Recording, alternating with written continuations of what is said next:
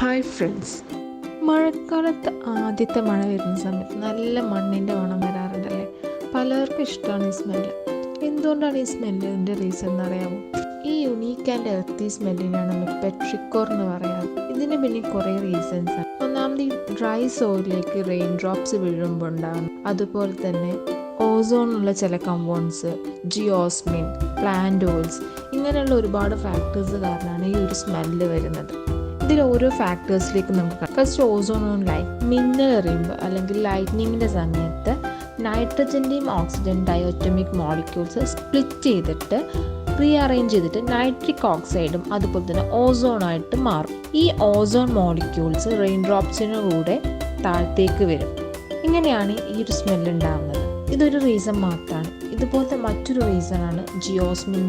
നമ്മൾ സോയിലിൽ ഫൗണ്ടുള്ള type of ബാക്ടീരിയയാണ് ആക്ടിനോമൈസിറ്റ്സ് എന്ന് പറയുന്നത്.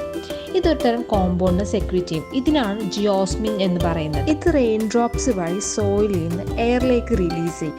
ഇത് നമ്മൾ ഹ്യൂമൻ നോസ് ഡിറ്റക്ട് ചെയ്യും. ഇങ്ങനെയാണ് ഇതുപോലെ സ്മെല്ല് നമുക്ക് വരുന്നത്.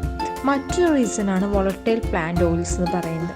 അതായത് ഡ്രൈ വെതറിൻ്റെ സമയത്ത് പ്ലാന്റ്സ് ഒരു തരം കോമ്പൗണ്ട് പ്രൊഡ്യൂസ് ചെയ്യും.